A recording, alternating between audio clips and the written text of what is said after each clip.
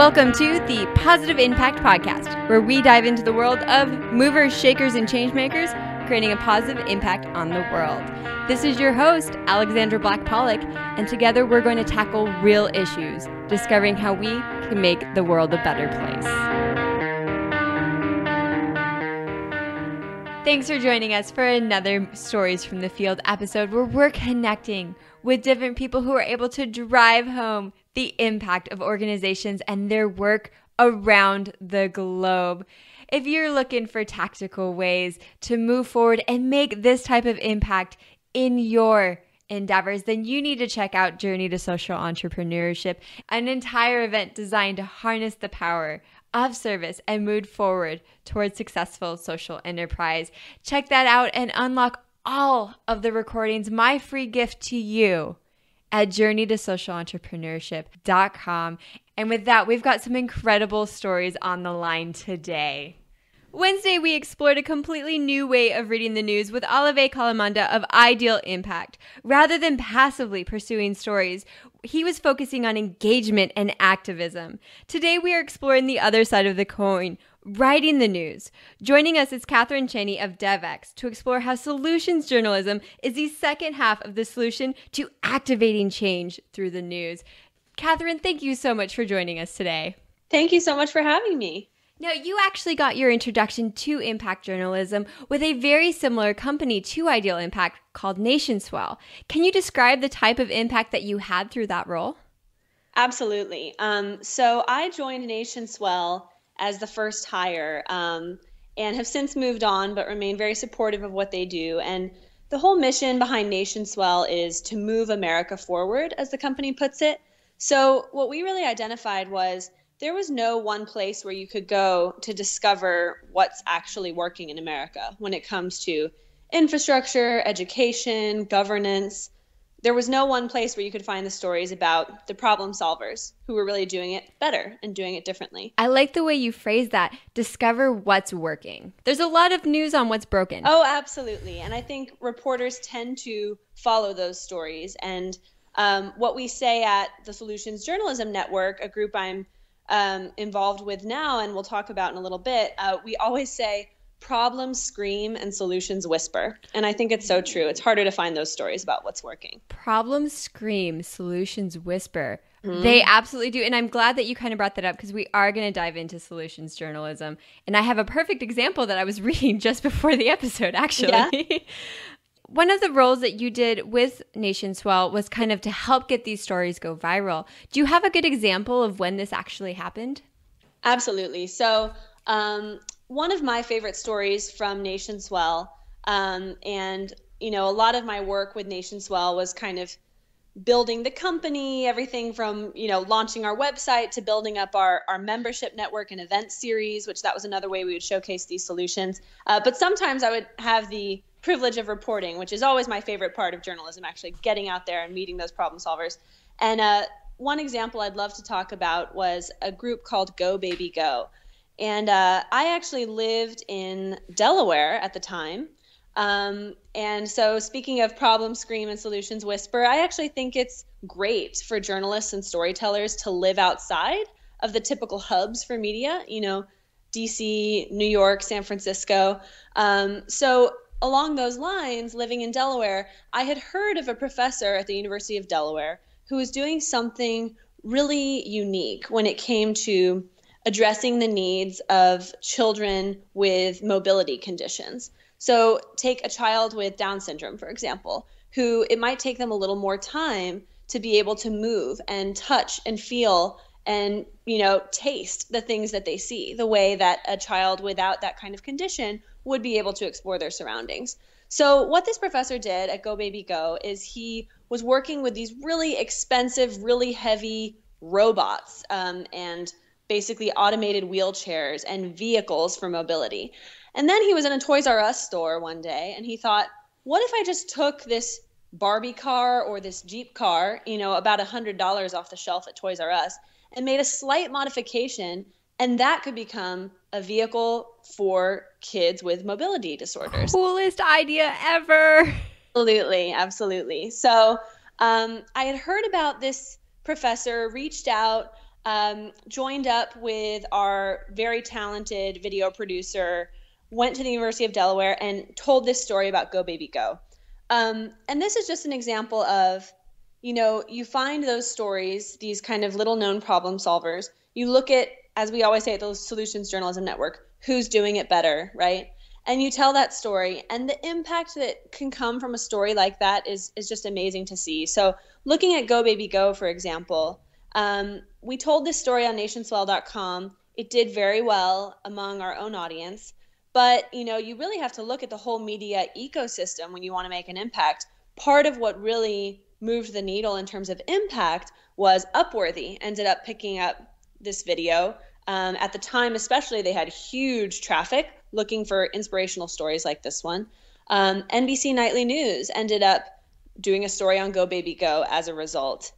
We ended up doing a panel with Go Baby Go at South by Southwest. And I'll just throw out there, in my mind, events are really a form of journalism. I think engaging audiences live and in person is increasingly important given how we're all so, heads down in our devices these days.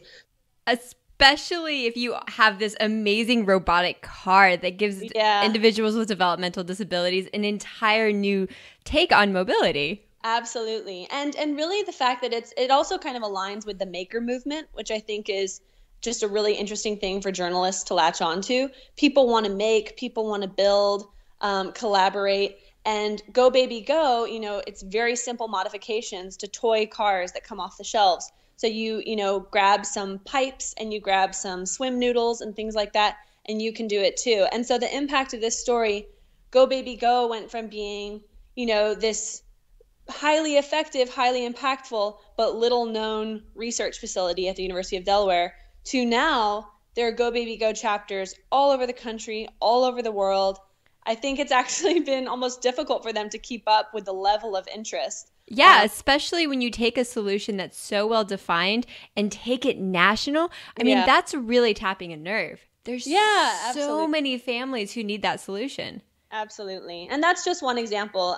Nation Swell continues to tell great stories, seek out these problem solvers across the country. And part of the idea is that, if you look at what's working, that kind of storytelling is what will drive social change. And that's something I do really believe in. Oh, absolutely love the idea of both taking those, as you define them, unknown change makers and really kind of helping them scale their stories and help more people. That's empowering. Yeah, absolutely. And one thing that has been interesting to see, my opinion on the importance of giving readers an easy way to take action has sort of shifted over time, and it probably will continue to shift. And I love talking with people about that topic. At NationSwell, one of the things we built out was a way for readers to take action. In the moment you're inspired, you can tweet your representative, you can sign a petition, you can make a donation. Very similar to what Olive at Ideal Impact has built out. Exactly. And I've spoken with him quite a few times, love and support what he's doing. But it's interesting. I've kind of moved more in the direction of thinking it is pretty hard to even predict the kind of impact a story can have or tailor the kind of action someone can take. I mean, you look at Go Baby Go, for example. We could have asked people to donate. We could have asked people to, sign a pledge in support of what they're doing, for example. But it's almost hard to force that or guide that. And what the sort of organic movement that was built up around that story is something that I think a button couldn't have accomplished. I think it really does come back to the power of storytelling and how powerful stories can drive actions. And I know that's something that, Olivier and Ideal Impact, he's trying to harness powerful storytelling. And in that moment that you're inspired, here's a way you can take action. I think that's really powerful. But I think what I've been focusing on lately is really encouraging journalists to look at what's working, to ask who's doing it better. And, at the Solutions Journalism Network, that's a lot of what we're trying to drive, practice change. And in my opinion, that is what's really needed, is for journalists to cover responses to problems as rigorously as they would cover the problems themselves. Ooh, that is a high bar. Can we pause there and really dig in and define what is solutions journalism? Absolutely. So it's reporting on responses to the problems as rigorously as you would report on the problems themselves. I have to say, I think there were some stories we told at Nationswell, while they were great stories and I was proud to be a part of them, I think some of them would not have counted as solutions journalism in the definition I'm providing here. So I think an example of what is not solutions journalism is hero worship, as some people might call it, right? Where there's a person and they're really inspiring and they're doing something really great, and you basically write a profile on that person, versus really digging into, I think what I've heard one of the founders of the Solutions Journalism Network say is that in good solutions journalism, it's not a person that's the hero, it's the idea that's the hero. And you're looking at the details of why that particular approach is working better. Almost in the way that you can replicate it. Totally. And I'll give a couple of examples of kinds of solutions journalism. One example I'll give that I think is pretty powerful is looking at positive deviance. So let's take global health. When journalists look at data sets for, say, malaria, they might go, oh, wow, look at the high incidence of malaria in this country. What a sad story. I'm going to write about it. And there's the headline. Exactly. Versus if they learn to kind of put on their solutions caps and look for what's working and who's doing it better, they might go, and actually this is a story I've been looking into lately, they might look at Zanzibar, a cluster of islands off of the coast of Tanzania, where they have come close to eliminating malaria. And they might go, well, that's really interesting. Despite the high rates here, and here, look at the low rates here. I'm going to look at how that happened. And what is the solution that they have? Exactly.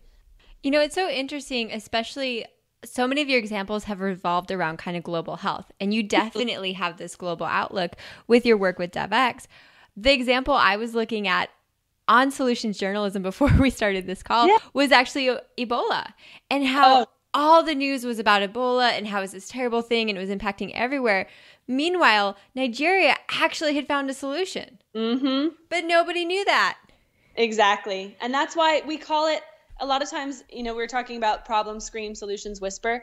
Another thing we say is the whole story. That's what we're talking about, the whole story. And some people will say, you know, you mentioned Ebola as a great example. Some people will say, well, why do you call it solutions journalism? Shouldn't that just be journalism? Shouldn't journalism just be looking at what's working in addition to what's not? And the basic answer is yes, that's the goal.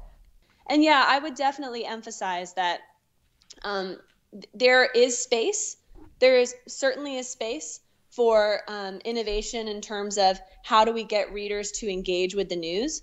But if they don't have stories that inspire them because it's looking at what's working and what they might learn from it, they won't click any buttons anyway. So I think that's where I'm kind of focusing my energy, is on the practice change on the journalist side. Definitely two sides to this story, Exactly. so to say. Both sides are important. We're not only retraining readers on how they actually read the news, but we're creating journalisms who are writing it to activate real, meaningful change that helps further those solutions. Absolutely. And one thing I'd add in there that, you know, I think in terms of the many ways this can be approached, you know, I mentioned Solutions Journalism Network, what the Huffington Post is doing, what Politico is doing. It's a really exciting time. I think one area that presents a compelling opportunity here to look at what's working is sort of more niche focused publications. So Devex, for example, and part of why I was drawn to this opportunity to be the West Coast correspondent for Devex, the Devex motto is do good, do it well. So the whole idea is, you know, what we as reporters at Devex do is we think, how can we help development professionals do their jobs differently? Well, that naturally lends itself to a solutions journalism approach, right? I want to ask that question, who's doing it better? And if I tell those stories, now mind you, that requires very rigorous reporting.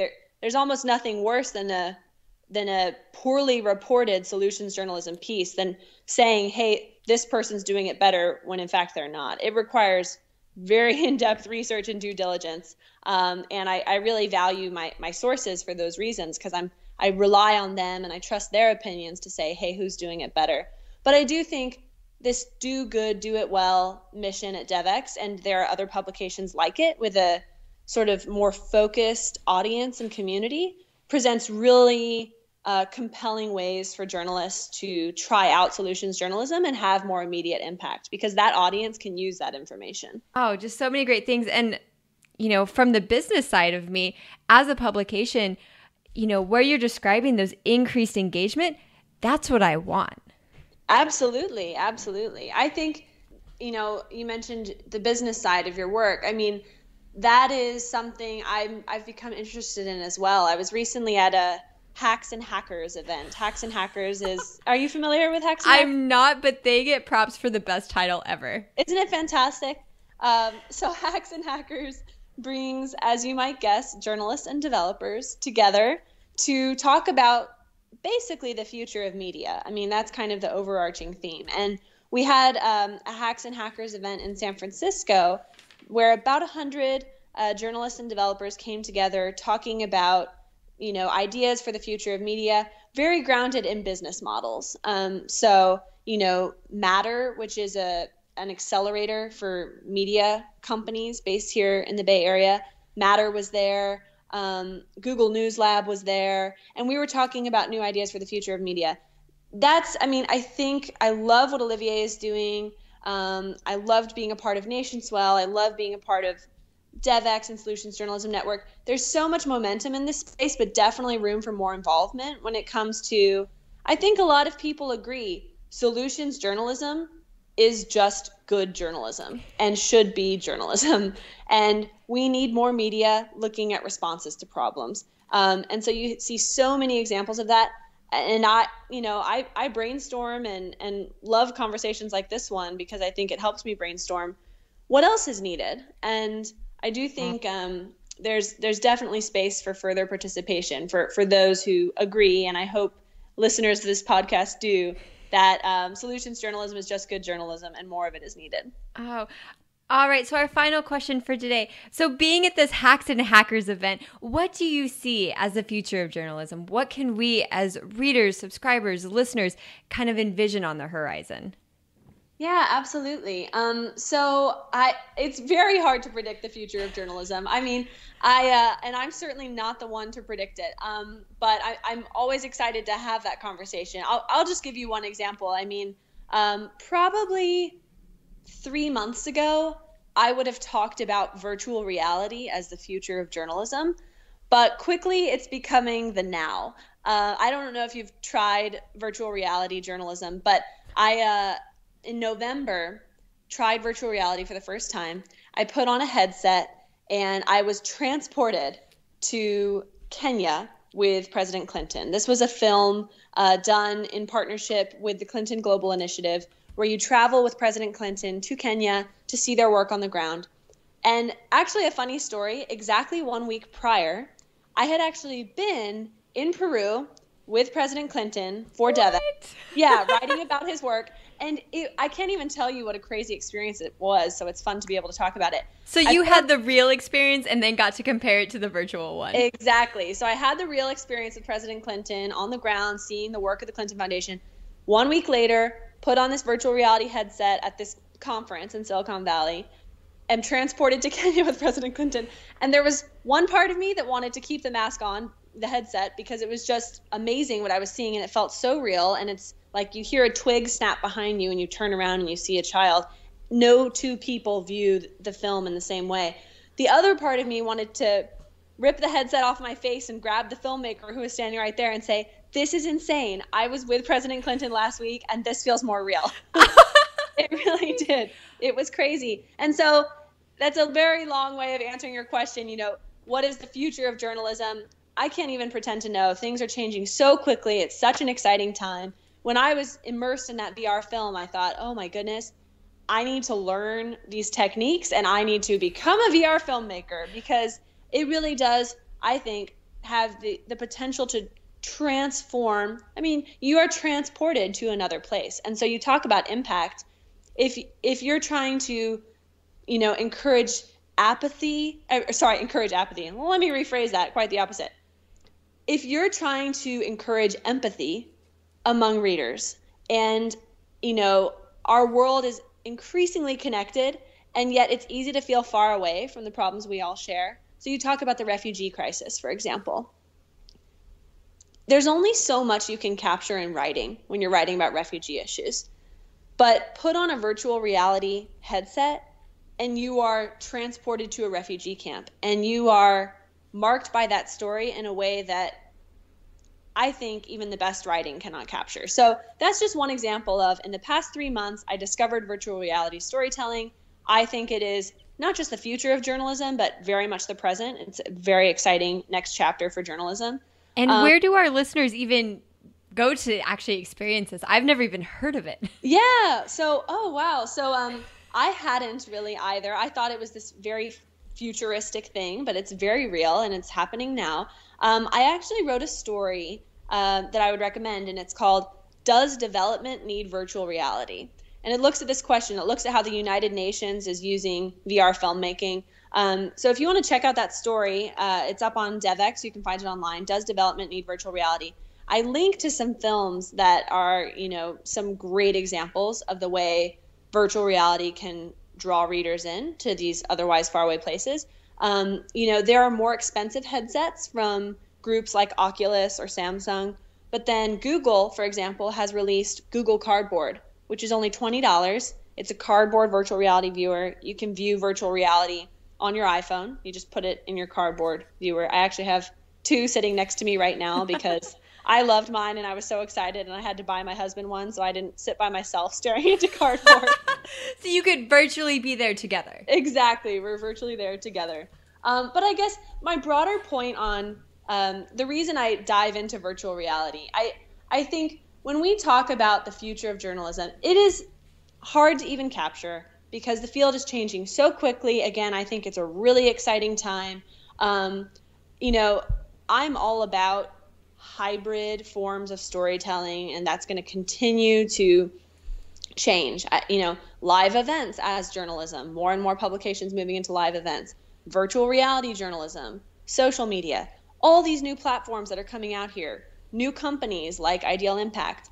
But I think just what I would emphasize is, as journalism continues to evolve, as our ways of telling and consuming powerful storytelling from around the world continues to evolve, I hope, and I try to practice this in my own work and also promote it through the Solutions Journalism Network, I hope that the energy of these storytellers will be directed toward responses to problems and what's working in addition to what's not. Because I think we have so many shared problems on this planet, and in my mind, the best way to feel connected around those problems and to work on shared solutions is to feel that we have a shared stake. And I think good storytelling on problem solving, responses to problems, gives us a shared stake in those shared problems, and therefore we can work on shared solutions.